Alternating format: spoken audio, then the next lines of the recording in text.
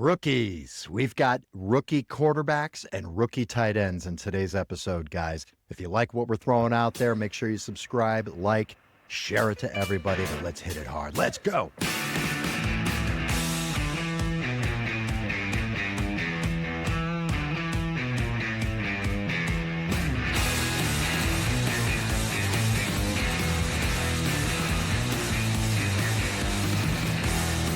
All right. Welcome to the show. This is the Frankly Fantasy Football Podcast. We are your hosts, Frankie and Johnny. How you doing, Frankie? You ready to wrap up our rookie review with quarterbacks and tight ends, baby? Ready to wrap it up, man. It has just been an absolute blast giving overviews on the running backs, receivers, giving you guys some insights, telling you about what's happening, where they're at, and what's going on with them. Quarterbacks are going to be fun too, man. Got a lot of cool shit. It is going to be fun. Good point. Please don't forget, go back, watch our videos on rookie review for running backs. We also have another video for receivers. They were great, guys. But right now, let's get into quarterbacks and tight ends. We're going to start with quarterbacks first. Number one, right off the board, pick 101, baby, in the NFL draft. Cam Ward out of Miami goes to the Tennessee Titans. ADP of 146. He's the quarterback 22 right now in ADP. Looking at Cam's profile, we got 6'2", 219 pounds, 4'8", 40. Frankie, talk to us about Cam Ward, the 101. John, I mean, this was a really interesting draft as a whole. Like, when you look at the quarterbacks, like, where would Cam Ward, everybody was talking about, where would Cam Ward, where would Shedeur, Jaxson Dart actually end up in comparison to the last year where it was, I mean, it just felt like quarterbacks hit all across the board. Between Caleb Williams, Jayden Daniels, Bo Nix, right? J.J. McCarthy looked great until he went down, and so on. It's Drake May, right? Michael Penix, we even got to see him. So, I mean, this was a really fascinating, but man, oh man, do I think did the Titans get themselves their guy. What do I mean by this? Tune in, guys. This is really freaking nuts. Cam Ward last year, 4,300 plus passing yards, 39 touchdowns, 7 interceptions, 204 rushing yards, and 4 rushing touchdowns. That is excellent. Okay, then stay with me for a second, guys. Just hear this shit out. When looking at Cam Ward, who is he and why is he important to you? Well, in 2020, that's how far back we got to go. He played at Incarnate Word. So where is that? Well, that's where Jerry Rice, does that sound familiar? That's where he actually won the Jerry Rice Award, which is the top freshman award, which led to FCS with 24 passing touchdowns, and he only had 4 interceptions that particular year. 2021, Southland Conference Offensive Player of the Year, led the FCS with 47 passing touchdowns. He had 10 interceptions and threw for 4,600 yards. What does he do? Transfers in 2022 to Washington State, where he won honorable mention All Pac-12, over 3,000 yards passing, 23 touchdowns, 9 interceptions, 58 rushing yards, and 5 rushing touchdowns. This is where the leap happens, guys. In 2023, he ended up staying at Washington State, one team captain, honorable mention All Pac-12, 3,700 yards passing, 25 touchdowns, 7 interceptions, and then boom, 2024 lights the world on fire at the U. First team All-American, ACC Player of the Year, ACC Offensive Player of the Year, won the Davey O'Brien Award, which for those who don't know, nation's best quarterback, 4th in Heisman voting, led FBS, and set a Miami school record of 39 passing touchdowns. Guys, as I mentioned, the 4,300 yards, 7 interceptions, so on and so forth. Here's the other thing to know.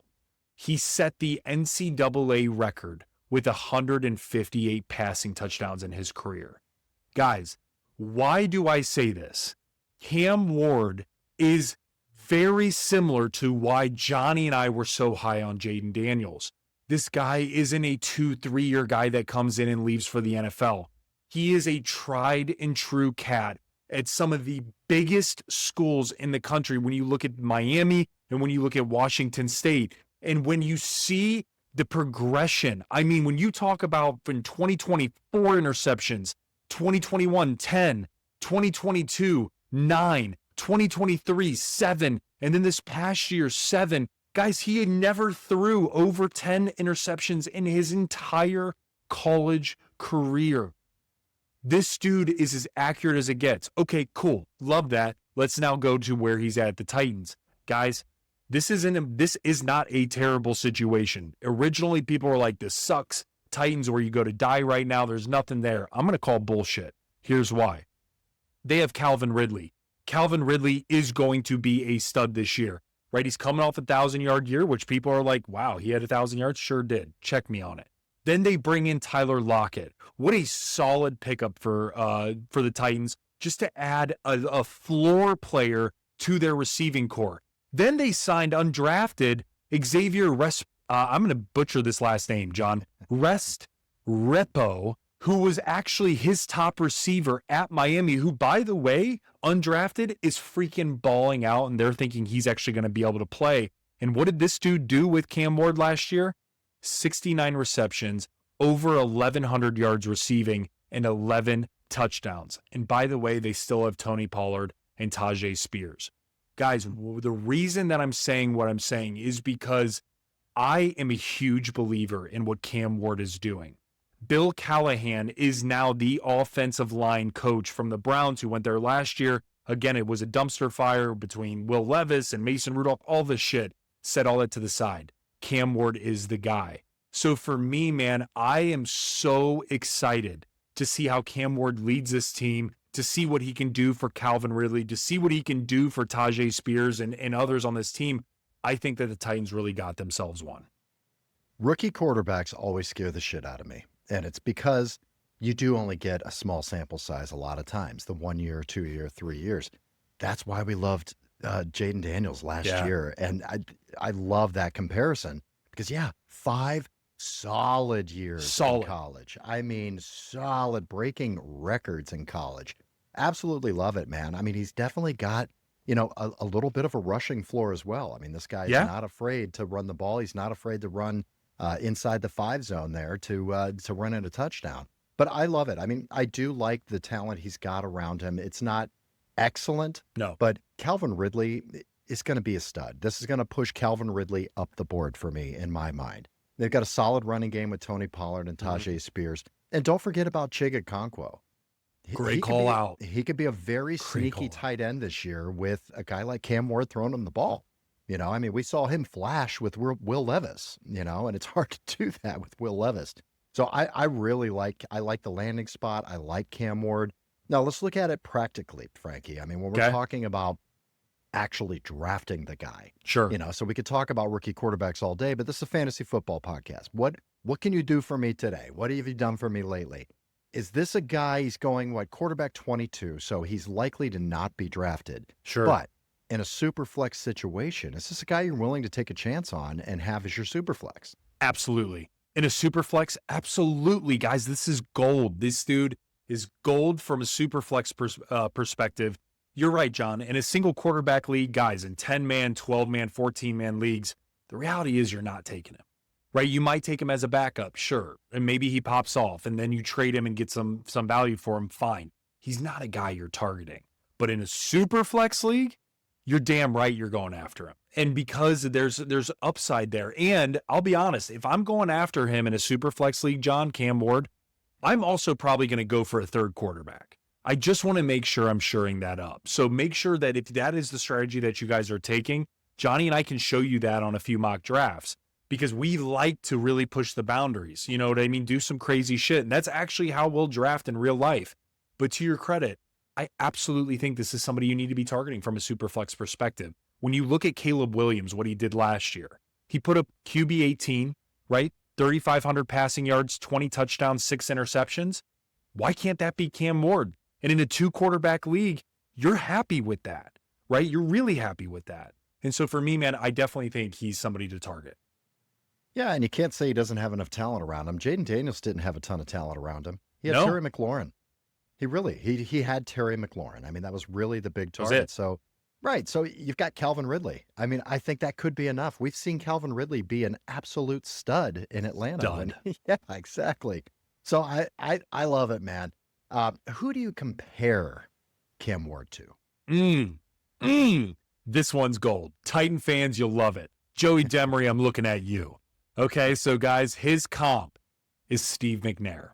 And people might be like, what the fuck? What is wrong with you? I'm telling you, go look at the tape. Steve McNair's rookie year, he put up 11 points per game on average. Okay, and he only played, I believe, 4 particular games at that time frame or around there.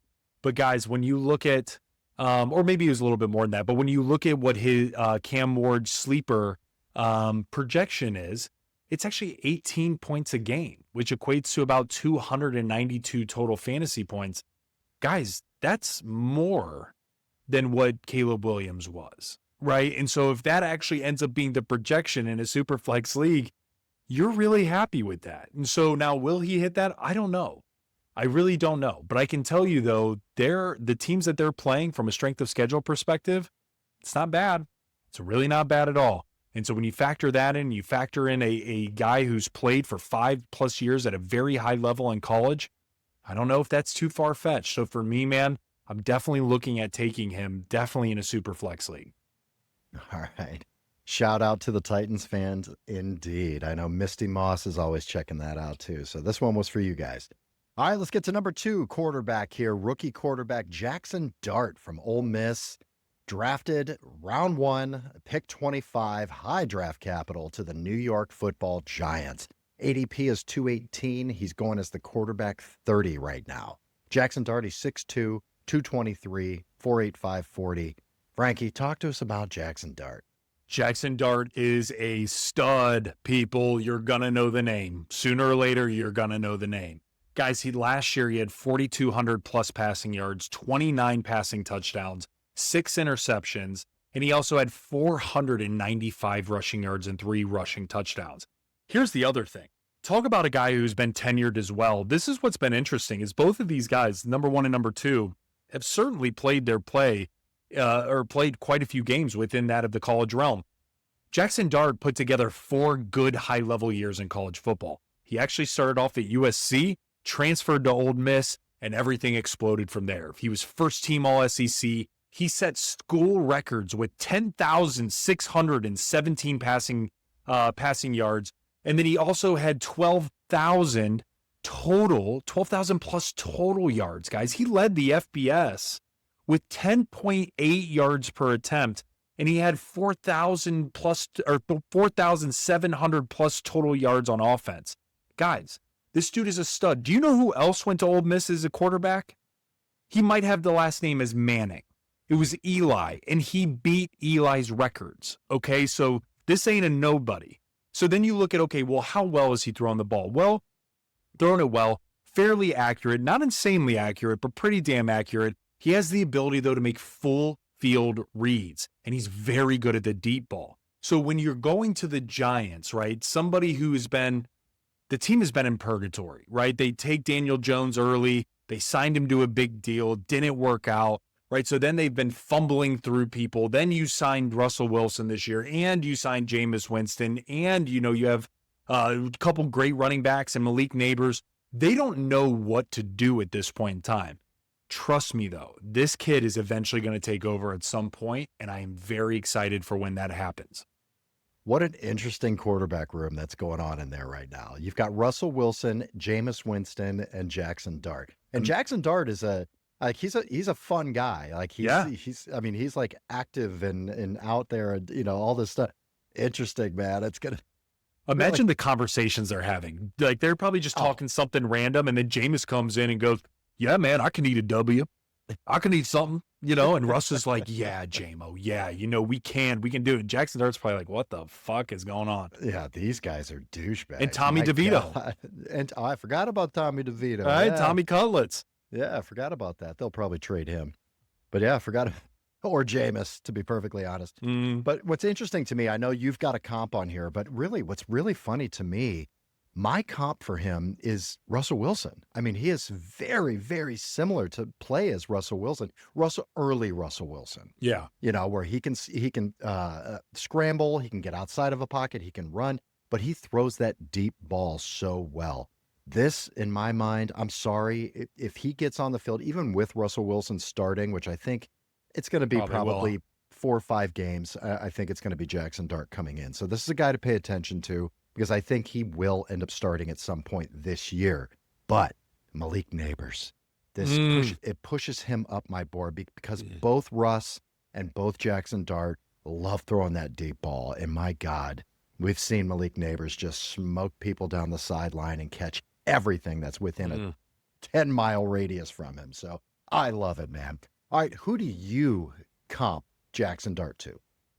A very recent guy, and this is super fun. Bo Nix. I see Jaxson Dart as Bo Nix, man, and I really believe that. What we saw was Bo Nix go from one big-time Auburn school to then Oregon, and then he goes to a team to where, there wasn't a lot there. Well, Bo Nix made the best of it and made them legit, man. I really believe that. When you look at what Bo Nix did last year as a rookie, 19 points per game on average, over 365 points in total for the year. I mean, do I think Jaxson Dart is going to be able to do that? I don't know. I don't think maybe to that level, because I don't think he's going to come in and be named the starter from day one.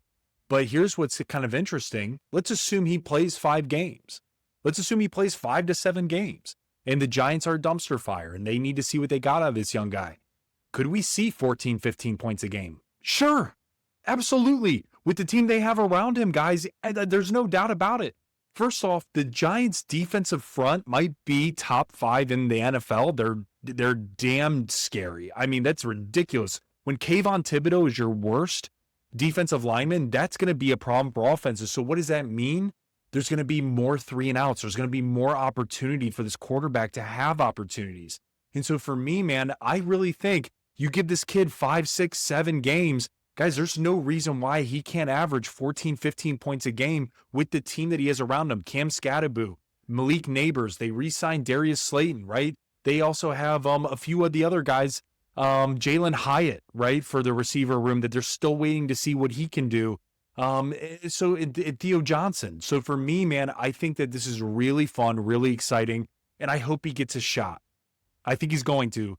I would love to see it sooner than later, because this kid is fun and was fun to watch at Ole Miss. All right, so we had Cam Ward, who will start. Jaxson Dart, who may start at some point this season. Now, our number 3 guy, I think he's probably going to start, Frankie. He's got the best chance, I think, to do that. Tyler Shough, all right, drafted out of Louisville, drafted in round 2, pick 8 of round 2. So high draft capital still here, to New Orleans. Now, why I think he's probably going to start, and Frankie will get into it, is that depth chart that we'll talk about here. But his profile, 6'5", 219, big quarterback, 4.6 40. Talk to us about Tyler Shough, man. What's the opportunity here for this guy? I mean, it's huge. There might not be a bigger opportunity outside of Cam Ward, in my opinion, than Tyler Shough. And here's why. Derek Carr is gone. Right, guys, he retired. He can't do it anymore. And so we saw Spencer Rattler. That was not a thing. You know what I mean? It wasn't a thing. And so when you take a guy in the second round at 8 overall in the second round, that tells me you are believing in this dude. And here's what's interesting. When you look at what Tyler Shough has done, it's not like the stats are blowing you away, if I'm just calling it what it is. He had 31, almost 3,200 yards passing. He had, in the 20s, mid-20s, he was 22, 23 touchdowns, 6 interceptions, 42 rushing yards, and 1 rushing touchdown. And what's interesting about him is he played for 3 different Power 5 conferences, right? He played with Oregon when Oregon was Pac-12, and then he played Texas Tech, that's Big 12, and then he went to Louisville and finished the ACC. And so it's interesting because he's had a lot of good experience here. And then when you start looking around, guys, look at how many years he played in college. It was something like 6 or 7 total years. And right, I mean, like when we talk about quarterbacks that are now being developed in college, whether they're bouncing from team to team, right, we can make that argument. But if they're there for multiple seasons, they're getting multiple reps. This kid is an old guy, right? When in the terms of he ain't a fresh 21, 22-year-old. And so what's interesting is he missed his 2023 season after 4 games with a broken leg. He comes back and was named honorable mention All ACC and named one of 3 National Comeback Players of the Year. And what's fascinating when you see his play, guys, he is the quintessential pocket passer type of quarterback. Good arm strength, is able to hold defenders very well with his eyes. When you watch what he was able to do at Louisville, it was pretty cool, man. He was able to draw that safety away, look back, and get a nice throw down the field.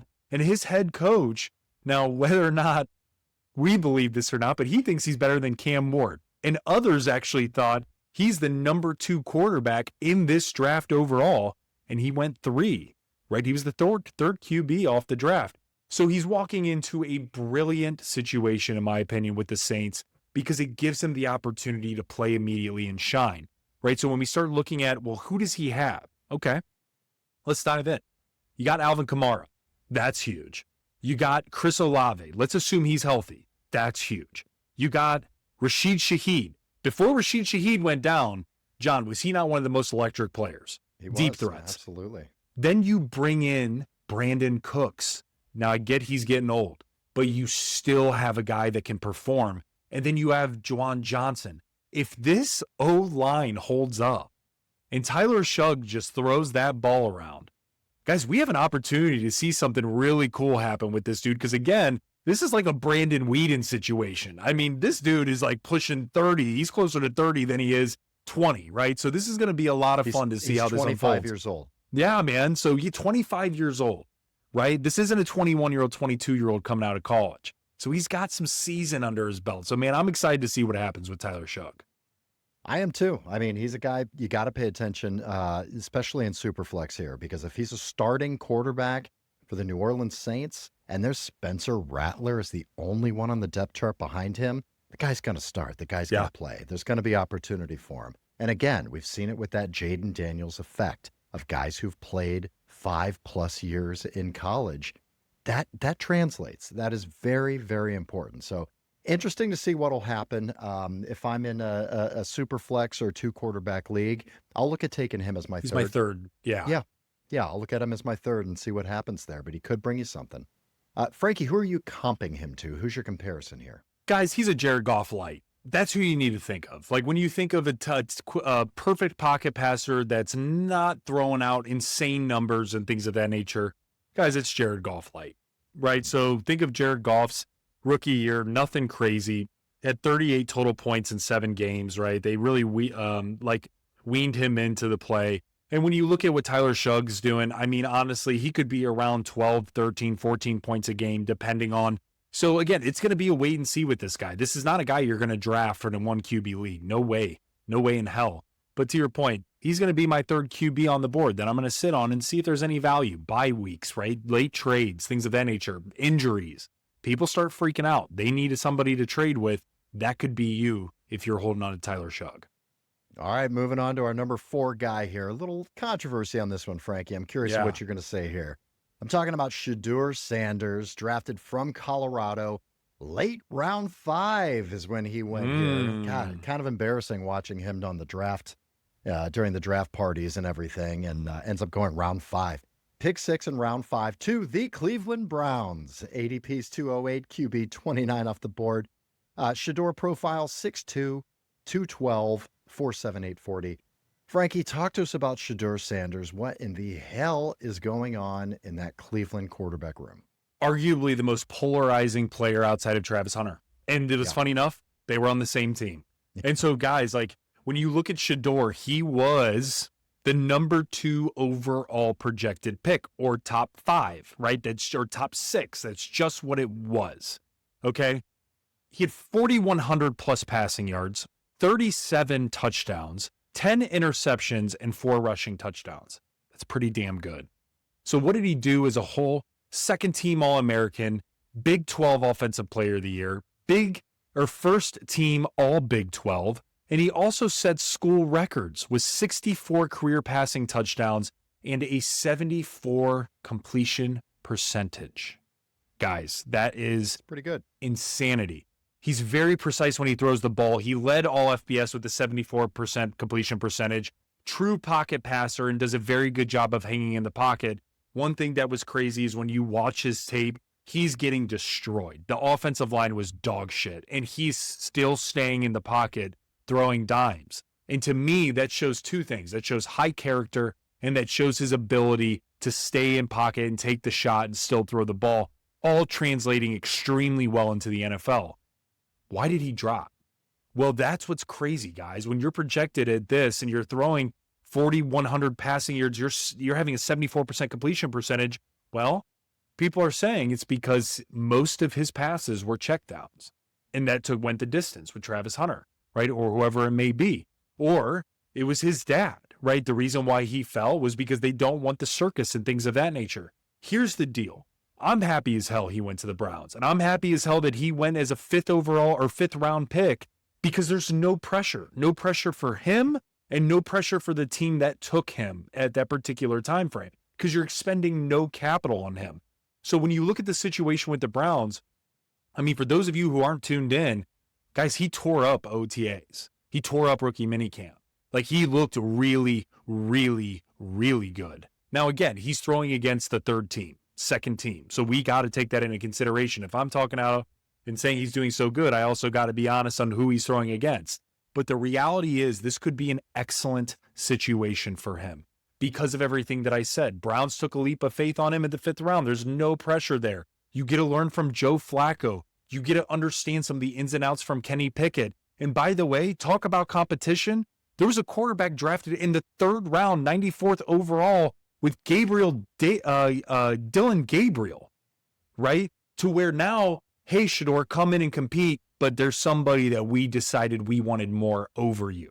Talk about that mentality of what he is coming in here. So for me, man, guys, there's no fantasy value, face value at this point in time, in my personal opinion, unless he becomes the starter for the Browns. If that happens, he's a 2nd-tier QB, meaning if you're at a super flex league, he's your 3rd pick or 3rd QB, very similar to that of Tyler Shough, things of that nature. But it's going to be really interesting to see long-term how this pans out, man, because he could have something here. He could. He absolutely could. I mean, we got to see what happens. I mean, it's just too early to even be considering putting him on a fantasy team at this point. Yeah. I mean, we've got a lot of football that needs to happen in August here before we can even look at that. But it's interesting. I mean, he's not without some weapons, though. You know, you've got Jerry Jeudy, you've got Cedric Tillman. Browns just brought in Deontay Johnson, which is kind of interesting. Could be a little help with some possession receiving. And Njoku. David Njoku as well. And then you've got Dylan Sampson and Quinshon Judkins out of the backfield. So there could be some fantasy value here if he gets the starting nod. Yeah, and I do think it will be Joe Flacco for the first few games. And once Joe Flacco throws a game of 6 interceptions in a game, then they'll look at going to, one of these other guys. But yeah, really interesting, man. Who would you compare Shedeur Sanders to? Man, my comp to him is Geno Smith. And you know what I mean? And it took Geno Smith a couple years, right? Like, he was drafted right out of the gate to come in and do it, and he wasn't good. And he needed that check. And now we're seeing Geno Smith is like, it's almost like, thank God that if you have Geno Smith being a Raider, you're happy with that, because you know he's going to be right around that 4,000 yard mark of passing yards. You know that he's going to be, pretty efficient with what he does. He's not going to be a Patrick Mahomes. He's not going to be a Josh Allen. He's not going to be a Lamar Jackson, but he's certainly not going to be dog shit. And so I think that Shedeur could certainly grow into being that of a Geno Smith type of player. Okay, moving on here. Let's talk about our last quarterback on the list here. At number 5 is Will Howard out of the Ohio State University. That's right. Drafted in round 6, pick 9 to the Pittsburgh Steelers. All right, this is a big quarterback here. He profiles at 6'4", 236. Love this guy, man. Talk to me about Will Howard. I mean, guys, first off, there's few people that I was so high on in the draft, and to see him go to the Steelers, as much as I can't stand the Steelers, I'm so pumped, because I know that they're going to develop this dude well, and they got somebody. And here's why I say that. Guys, last year he threw for over 4,000 yards, 35 touchdowns, 10 interceptions, had 226 rushing yards and 7 rushing touchdowns. Oh, by the way, he won the national championship as the quarterback, okay? He was 3rd team all Big Ten, 2nd in FBS for completion percentage behind Shedeur Sanders. He was Cotton Bowl offensive MVP and win over Texas and was the national championship offensive MVP. Dude is literally everything you want from a quarterback, from the intangibles as well, right? So think about his leadership. Think about his tenacity. Think about him getting his ass kicked by Michigan, which was disgusting to see, as I'm wearing, right, an Ohio State hat here. And then you end up going and you have to rally the team and get it right. And then you go on to win a national champion. That's who I want. That's somebody who I want to develop in my particular team, right? And so when you go to the Steelers, he's going to be behind Aaron Rodgers. You get to sit there and you get to learn from one of the greats. And it sounds like Aaron Rodgers is being very receptive to that of Will Howard, which was something that I was actually concerned about for the kid, because Aaron Rodgers is Karen Rodgers. We all know that, right? He's 2 sips of ayahuasca away from being, some nuts. And so for me, man, I think that he can really learn from them, and I think he can develop. And then when you look at the team around him with DK, and you have Caleb Johnson and Jaylen Warren and Freiermuth, right? And all these other players, man, I just would love to see him develop. And I think he can. I think it's a perfect spot for him. And you're 100% right. I was hoping the Browns would end up taking Will Howard. I really did. I would rather have seen him there. But yeah, it's a great spot to learn from Mike Tomlin. It's a great spot for him to learn with Aaron Rodgers. They're going to continue developing talent on this team.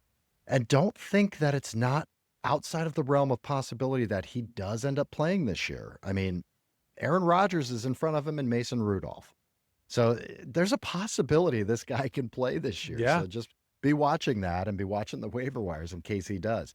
Who would you compare Will Howard to? Who's your best comp for him, Frank? He's tough, man. He's tough because he's kind of a jack of all trades. But I'm going to actually go with, he's a super light Justin Herbert.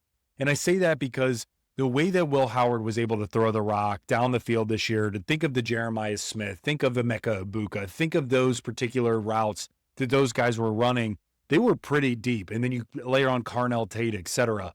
Those were not just dink and dunk routes. So for me, man, seeing his ability to hit those routes, now his arm strength isn't as good as that of Herbert. And I'm not saying that, but he's light there. So for me, man, again, Justin Herbert's rookie year, 25 fantasy points a game, absolutely unreal, 378 total fantasy points. That ain't Will Howard. But what I'm saying is he could develop into somebody like that. Oh yeah. And he's big. I mean, he's built like Josh Allen. He looks like Josh Allen. And 7 rushing touchdowns. I mean, that's nothing to shake a stick at especially when you had, Judkins and Henderson in the backfield there. So that's pretty impressive, man. All right, let's get to the tight ends here, guys. We got a couple of tight ends we need to talk about. Rookie tight end, number 1 on here, Frankie, is Tyler Warren out of Penn State.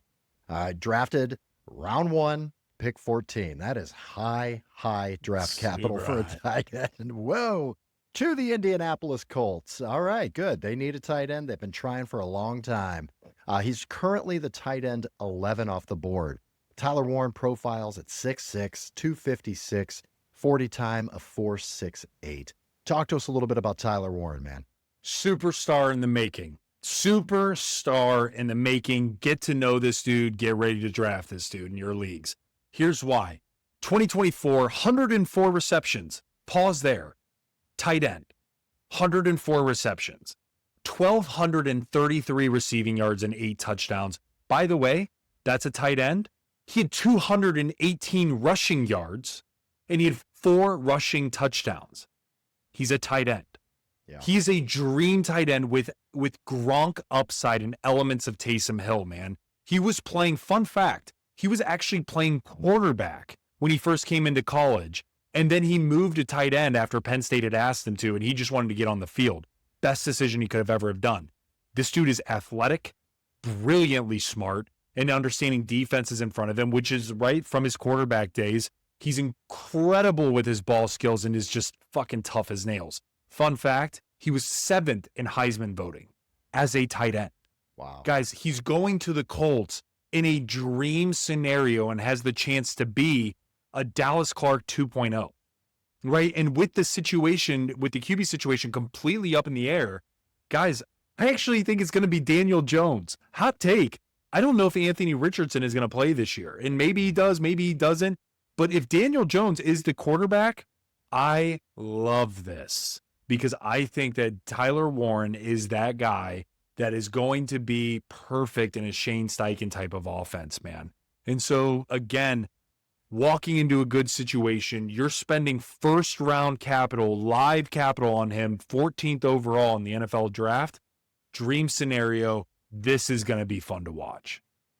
Yeah, I think so too. I mean, he's a super talented, unbelievably talented, kind of a Swiss Army knife type end as well, like you were saying. Kind of like how they use Dallas Clark like that as well. Yeah. I mean, I think, is he wearing the same number as Dallas Clark? I don't know. That'd be fun. Just put, what was he, 44? Throw 44. 44 on there. Yeah.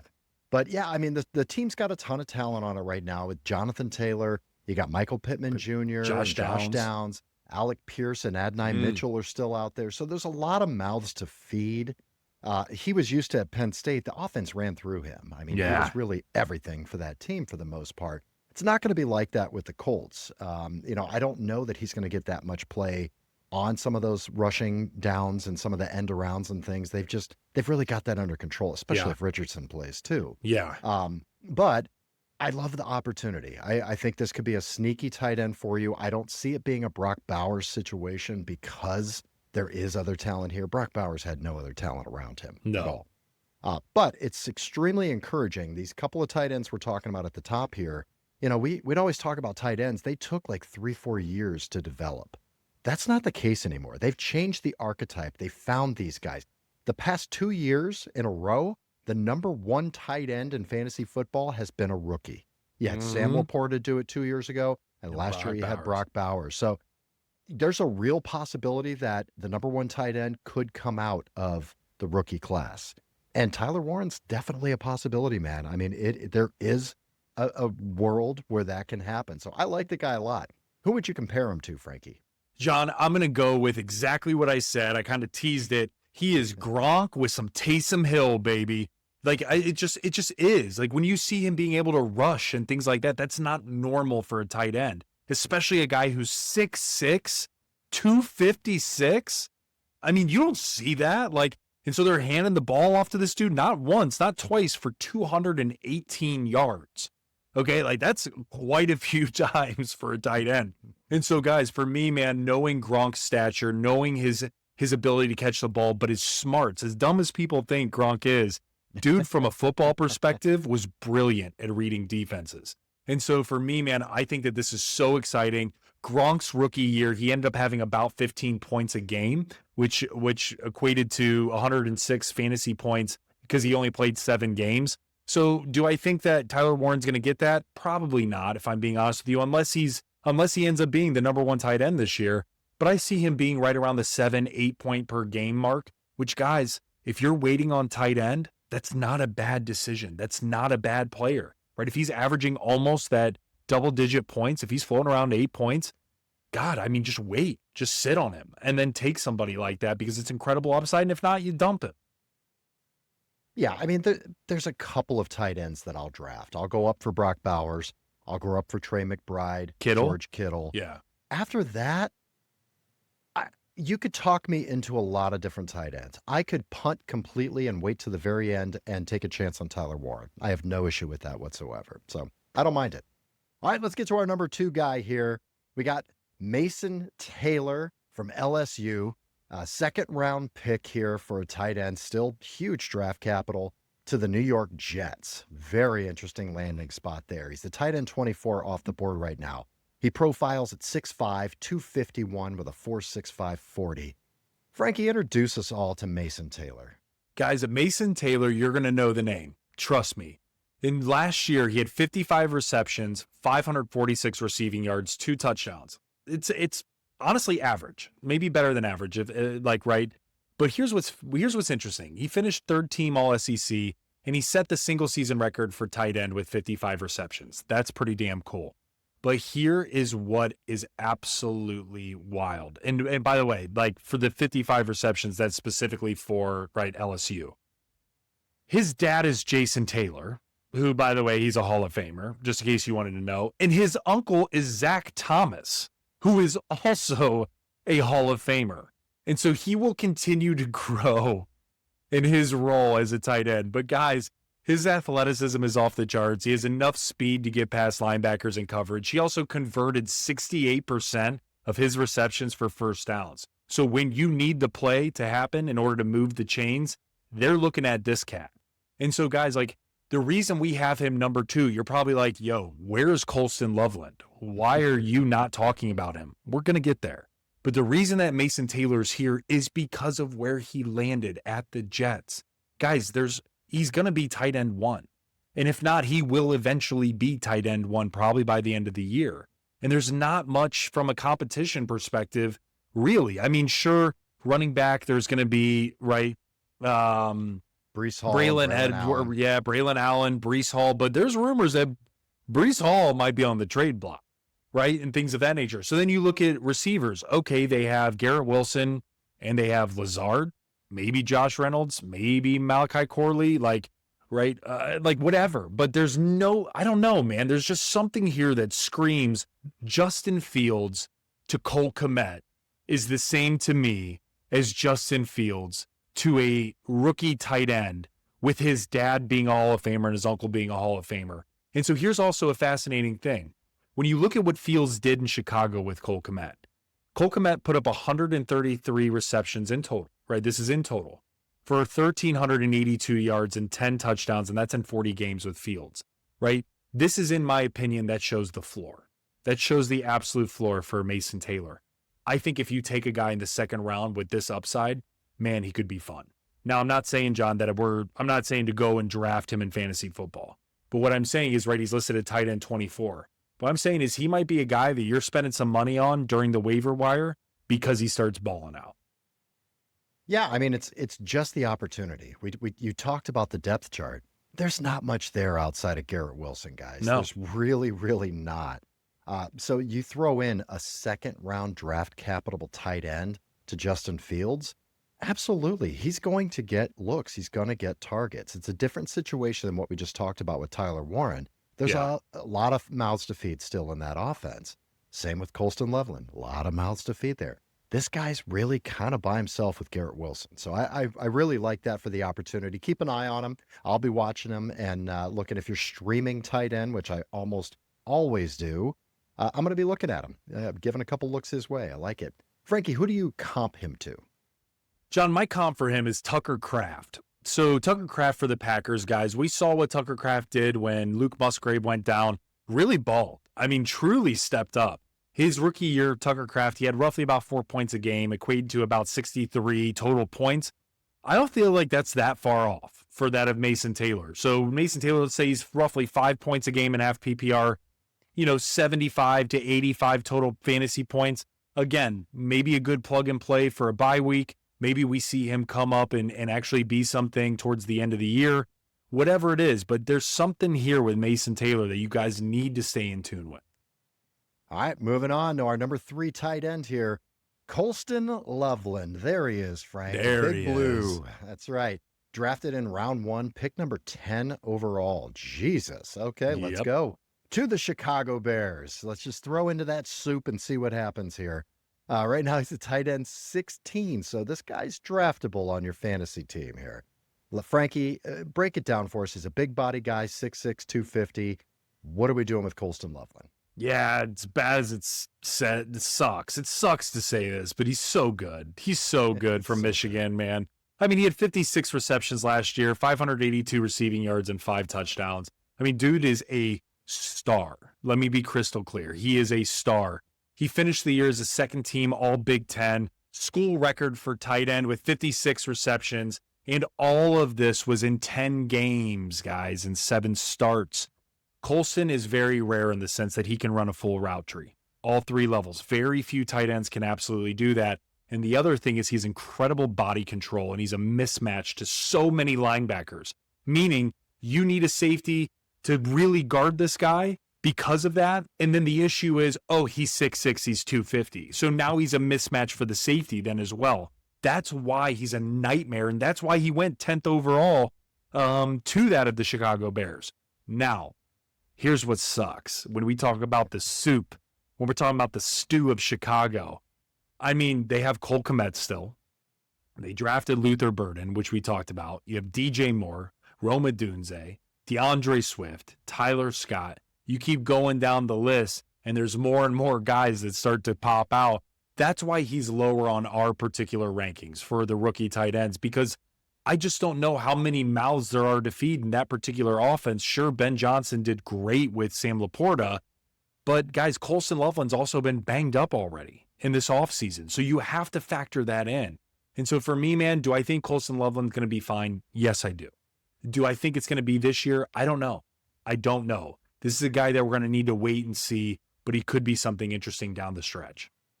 We talked about Ben Johnson. I mean, there's two coaches I'm going to be talking a lot about this whole season, Ben Johnson and Liam Cohen. Yeah. Because I just think they're two of the most exciting guys that have proven just excellent work with what they've done. Ben Johnson went and got his JMO, with Luther. With Luther, yeah. And then what did he do? He just went out and he went and got his Sam LaPorta, and this guy's better than Sam LaPorta. He's good. He's good. He's really so good. So it's tough. And from a fantasy perspective, he's right on the cusp of being a draftable starting tight end for your fantasy team. But yeah, it's difficult because of all the mouths to feed. And we're also relying on Caleb Williams. Yeah. Which, let's be honest, didn't really impress last year. Yeah, didn't really impress. But they've invested heavily in their offensive line. I think there's going to be opportunities to get the ball out to these guys.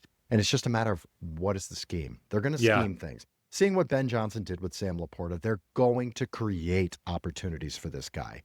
I just don't know how many of those opportunities there are going to be. But I'm going to be watching. I mean, it's a guy that I'm not afraid to draft. Now, you will have to probably draft another tight end. Okay, I was going to say, are you rolling him out there as a starter, or you drafting another tight end? I'm not rolling him out there week one as a starter, no. But if I do, let's say I go crazy and decide to draft a tight end, early. Maybe I've got Brock Bowers. In one of my leagues, I have Brock Bowers as a keeper.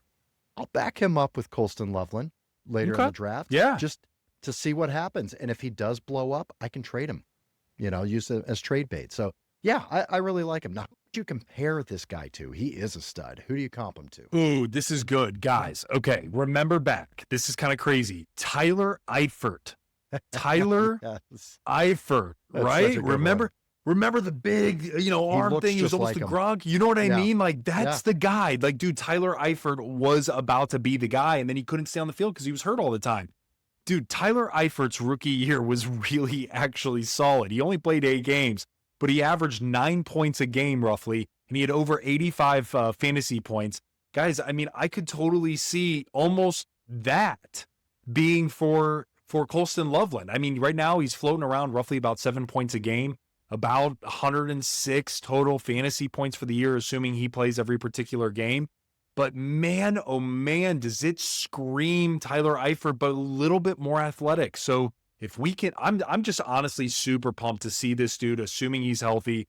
But I'm excited to see him. No offense to Cole Kmet, when Cole Kmet isn't really a thing, because I want to see Colston Loveland take the lead on as a starting tight end. All right. Moving on to our number 4 rookie tight end, we've got Harold Fannin out of Bowling Green, drafted to the Cleveland Browns. Yeah. All right. He's the tight end 30 off the board right now. Round 3 pick to the Cleveland Browns. 6'3", 241. Talk to us a little bit about Harold Fannin. Oh, Mr. Fanny? Sure, absolutely. 117 receptions last year as a tight end. Wow. 117 receptions. 1,555 yards receiving and 10 touchdowns. Holy crap. Sensational player, absolute star in the making. He was first team All-American, MAC Player of the Year, and Offensive Player of the Year. He also led the FBS with 117 receptions and 1,555 yards receiving. He led the FBS, guys. Both, by the way, are single-season FBS tight end records. And he was also, fun fact, named the 68 Venture Bowl's MVP. Guys, in his bowl game, he had 17 receptions, 213 yards, and a touchdown. I mean, I'm laughing because this is nuts. This is like, we don't see these numbers, guys. And he's only 20 years old. I mean, this dude is super young. I mean, and as bright of a future I think I've ever seen coming out of the tight end position. That's why you take him in the 3rd round. Now, going to the Browns, it's interesting because you have David Njoku there. He's the guy. Chief Njoku is the dude. But what's interesting is that the Browns are planning on running a 2 tight end set, right? That's planning on what they're going to do. And if that's the case, Harold Fannin Jr. has legitimate standalone value. Like, I really believe that. And now, because, right, if you think about the Browns scenario, outside of Judy and Njoku, who else do they got, John? Sure, you can say Tillman, but really, that's it from a receiving perspective. Yeah. Yep. Yeah, there is an actual opportunity for this guy this year, but he is the heir apparent to David Njoku. I mean, that's just what's going on here. They drafted him to be able to take the reins from Njoku. But you're right. I mean, we talked about it before when we were talking about some of the other Browns rookies they drafted. They plan on running 2 tight end sets quite a bit. They've done that. Stefanski is notorious for doing that. So there could be some option there. There could be some opportunity. But yeah, he's not going to be a guy you're going to draft. But as you're streaming tight ends, it could be a guy that could give you a week-to-week kind of Band-Aid for you as well. All right, so when we're looking at a comp, Frankie, for Harold Fannin, who does he look like? Oh, John, this one's easy, man. For me, it's going to be Isaiah Likely, right? So Isaiah Likely from the Ravens. I mean, the way he moves, the way Isaiah Likely operates, right? That's a mouthful, right? That's who comes to mind. And I think if Isaiah Likely was standalone, no Mark Andrews, we would see an absolute stud, a big-time star. So for me, looking at what Likely did his rookie year, he had roughly 5 points per game. So that equated to about 74 fantasy points for the year. Again, you got to remember, his rookie year, he had Mark Andrews. So in that same breath, right, Harold Fannin has Njoku. So I kind of see very similar, maybe 4 or 5 points a game, depending, assuming Njoku stays healthy the entire time. But it's roughly about 61 total points in total. But for me, man, I think this is more of a longer play for the Browns, develop this younger kid, things of that nature. But exciting stuff nonetheless. All right, let's move on here to our number 5 rookie tight end, Elijah Arroyo. Drafted out of Miami, drafted in round 2. Man, these tight ends, they get drafted early, don't they? Yeah. He's 6'5", 250. That seems to be a trend with the tight ends. 6'5", 250, and they move like receivers. I mean, that's just what these guys are drafted now. Talk to us a little bit about Elijah Arroyo. Listen, guys, 35 receptions last year, 590 receiving yards, and 7 touchdowns. Absolutely a red zone magnet for Cam Ward. So how he ended up, he finished second team All ACC and started all 13 games. Fun fact, he actually moved from Miami to Mexico, still played American football, and then moved from Mexico to Texas during middle school. So, for him, he's actually a big question mark for a lot of reasons. Number one is he's already had multiple injuries. He had a knee injury that made him miss 2 seasons. He played 11 total games between 2022 and 2023 combined. But here's the deal. He's a good blocker. He's very strong and has soft hands for a tight end. He can also run a vertical route and a decent route tree as well. So going to the Seattle Seahawks, where Noah Fant is, but hasn't really panned out. I mean, dude, there's absolutely something here that could certainly be beneficial to them with Sam Darnold and things like that. We look at what Sam Darnold did with TJ Hawkinson when Hawkinson came back. I mean, it was pretty sweet. I mean, it was totally legit. And Oliver, right? And so for me, man, knowing that this is like a new regime, knowing that Sam Darnold's at the helm, and knowing that Noah Fant just hasn't panned out, I mean, this is a boomer bust prospect in my eyes. So I think that, right, there's an opportunity for Elijah to come in here and make some waves, or he could really shit the bed. But when you're taking a second round pick on this dude, you got to hope he's panning out. Yeah, and it's tough with Noah Fant in front of him. I mean, this isn't going to be somebody you're going to be drafting. It's going to be one of those guys that's a waiver wire pickup if Noah Fant gets hurt or if you're streaming tight end. So it's going to be really difficult to go into tons of detail right now about this guy. Who's your comp for him? I mean, it's O.J. Howard for me. And so what did O.J. Howard do his rookie year? Is roughly about 5 points per game, 66 total fantasy points. So for me, man, I mean, I think it's going to be roughly probably about the same for Elijah, assuming he's able to get on the field. Again, this isn't a guy, in my opinion, that you're going to be starting right away. Like to your point, John, you got to wait and see. But again, it could be somebody of interest and down the line that you may need to pick up during a bye week. All right, let's get to our, oh, you've got a little special mention you wanted to hear. Oh, I right? do. Yeah, you always do this. You go, God damn it, I should have talked about this guy. Who's the guy you wanted to bring up? Honorable mention. So honorable mention, Terrence Ferguson for the Rams. Guys, remember that name. And I know the Rams have a plethora of tight ends that they have, but this is a guy that's really been standing out during camp. If he ends up starting for the Rams, he is certainly somebody that you can really look to potentially be your tight end too. If you're in a multiple tight end league or you're getting, like, actually, fun fact, we're actually a part of a league and maybe two leagues that are going to be giving additional point or something like that, basically additional incentive to play a tight end. And so if that's a particular league you're in, watch out for Terrence Ferguson because he could certainly be somebody that moves up the charts very quickly. What does he look like to you? What's your best comp?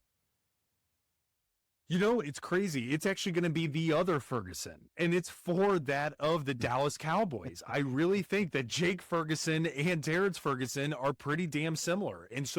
And we've seen Jake be pretty damn good for the Cowboys in an offense that's pretty convoluted. I mean, you look at, CeeDee Lamb and you look at some of the other weapons that they've had over the last few years. Yeah, I mean, he's really carved out a role. So for me, man, knowing that Puka Nacua, Devontae Adams, and there's Kyron Williams, etc., I could certainly see Terrence Ferguson working his way up and making some hay happen. Double turd Ferguson on the Turd comp. Fergies. Wow. 2 turd Fergies. Wow. On that note, thank you so much, guys. That is the quarterback and tight end rookie review. That completes our rookie review series here. Frankie, what do we have coming up, man? Guys, get ready. Get ready. We're doing some new faces in new places. It's going to be dropping pretty soon. And so with that being said, we're doing new faces in new places, and it is mock draft season. We're mocking it up and get prepared for multiple strategies, different opinions, different views. Maybe you already know you have spot 3 in your draft. You're drafting from pick 5, and you want to test out a 0 RB strategy. Guess what? We're your guys. We're going to be able to test those out, show you what they look like, and give us some feedback. Tell us we suck. Tell us we did awesome. Because guess what? We actually mock draft how we draft, really. So I'm excited to show you guys a bunch of different shit coming down. That's right. And don't forget to subscribe and hit that notification bell. It's going to let you know when these episodes drop and when those mock draft episodes drop. And I know you guys love those. All right, Frankie, I love you, brother. Love you, man. Let's keep going. We're getting close to draft season. Let's go. May the fantasy gods smile upon you.